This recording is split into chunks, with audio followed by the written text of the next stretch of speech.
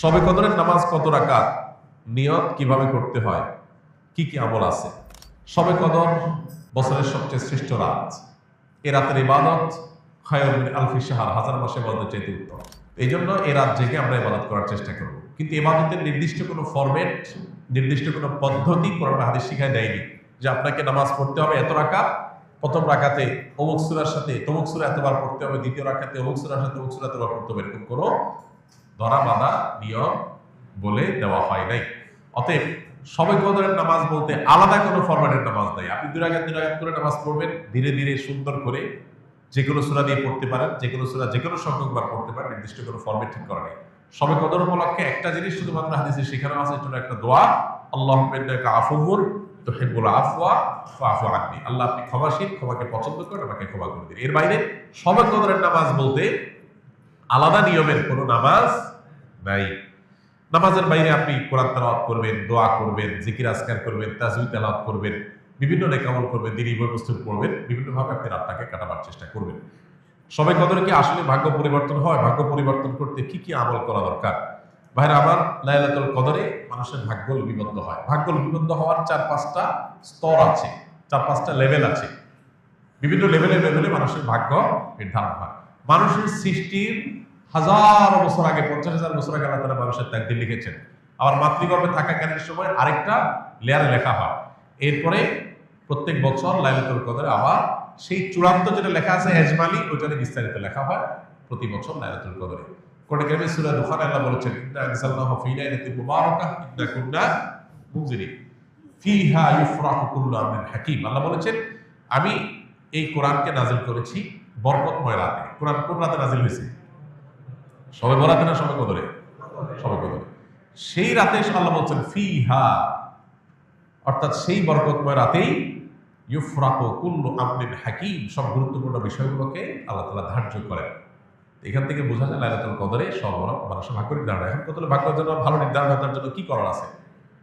সবচেয়ে বড় করা হলো ঈমান এবং তাকওয়া অবলম্বন করা। আল্লাহ বলেছেন যে ওয়ালাউ আন্না আহলাল কুরআন আমানু ওয়াত্তাকাউ লাফাতাহনা আলাইহিম বারাকাতিন মিনাস সামা। কোন জনপদের মানুষ ঈমান আর তাকওয়া আনলে আল্লাহ তাআলা বলেছেন আসমান থেকে বরকতের সব দুয়ারগুলো উন্মোচন করে দিবেন। আপনার ভাগ্যে ভালো কিছু লেখা হোক, চাইলে আপনাকে ঈমান আমলের চর্চায় এগিয়ে যেতে হবে। আমাদের দেশে মানুষ সব রাতে মসজিদে ভিড় করে, সারা বছর তো মাঝখানে আমার খোঁজ খবর নেই, সব রাতে মসজিদে এসে ভিড় করছে। কেন? ভাগ্যে যেন ভালো কিছু লেখা হয়।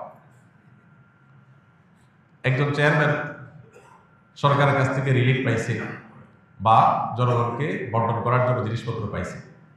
তো চেয়ারম্যান সাহেবের পাতি যে সমস্ত নেতা আছে বা চেলা চামচা আছে, সহযোগী আছে, এরা ভাগ নিতে আসছে।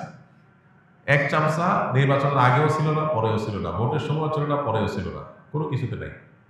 এখন যখন সরকারি চাইলে এসে হাজির হয়ে গেছে, গমা এসে হাজির হয়ে গেছে, সে এসে ভাগ নিতে হাজির হয়ে গেছে।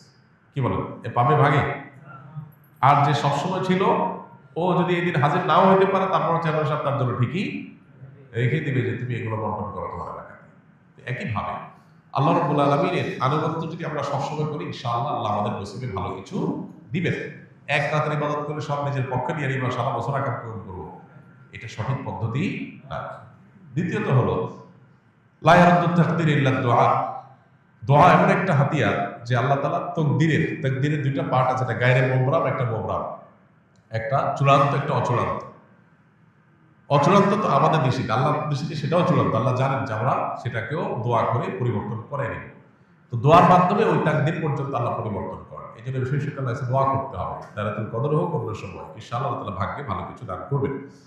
শবে কদরে নাকি সকল গুনাহ মাফ করা হয়। তাহলে বান্দার হক যারা খেয়েছে এবং শিরকের গুনাহ, এগুলো কিভাবে মাফ হবে? আল্লাহ তো বলেছেন হাশরের ময়দানে সবকিছুর হিসাব দিতে হবে। শবে কদরে সব গুনাহ মাফ হবে, কিন্তু বান্দার হক তো মাফ হবে না ভাই।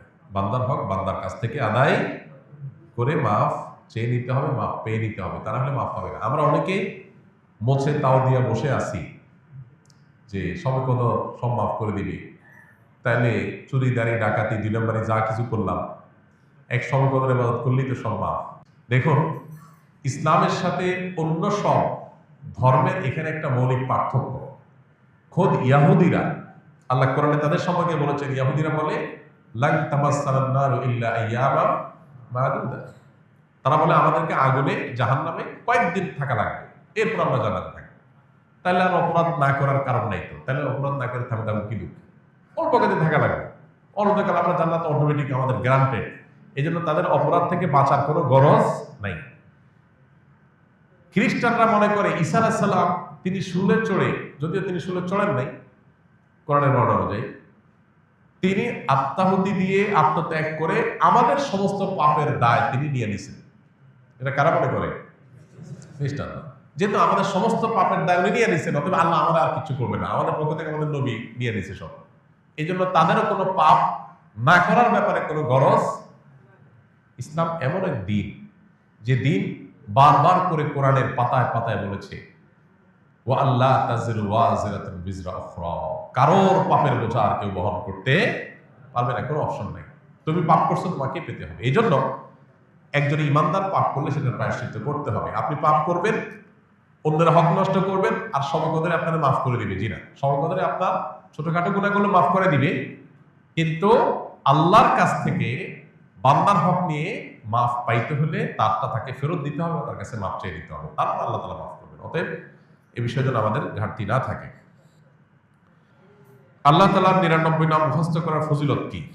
আল্লাহ রাব্বুল আলামিনের 99 নাম এ সম্পর্কে হাদিসে আসছে, নবী সাল্লাল্লাহু আলাইহি ওয়াসাল্লাম বলেছেন ইন্না লিল্লাহি 99 ইসমা, যে ব্যক্তি আল্লাহ তাআলার 99টি নাম আছে, যে ব্যক্তি এগুলোকে হেফাজত করবে, সংরক্ষণ করবে, মুখস্থ করবে, এই ব্যক্তি জান্নাতে প্রবেশ করবে।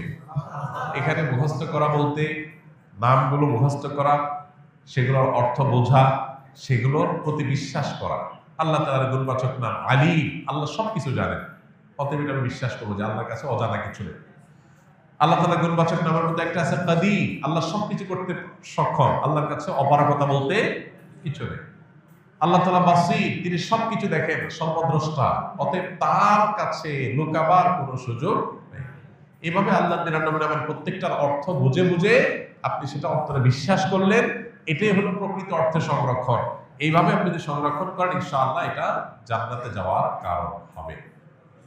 আমাদের দেশে অনেকে আল্লাহ 99 নাম, এটা অমুক নাম এতবার জপলে এই কাজ লাভ হয়, অমুক নামটা এতবার বললে বা জিকির করলে এই মনের মাকসাদটা, উদ্দেশ্যটা হাসিল হয়, এই জাতীয় নানা রকমের কথা আমাদের সমাজে প্রচলিত আছে। এগুলো তাজরিবা দ্বারায়, অভিজ্ঞতা দ্বারায় কোনো আলেম, কোনো দিনদার মানুষ এর উপকারিতা পেতে পারে, কিন্তু কোরআন হাদিসে কোথাও আল্লাহর কোন গুণবাচক নাম নির্দিষ্ট সংখ্যক বা জপার কোনো নির্দেশ আমাদেরকে দেওয়া হয়নি। তাহলে কিসের নির্দেশ দেওয়া হয়েছে?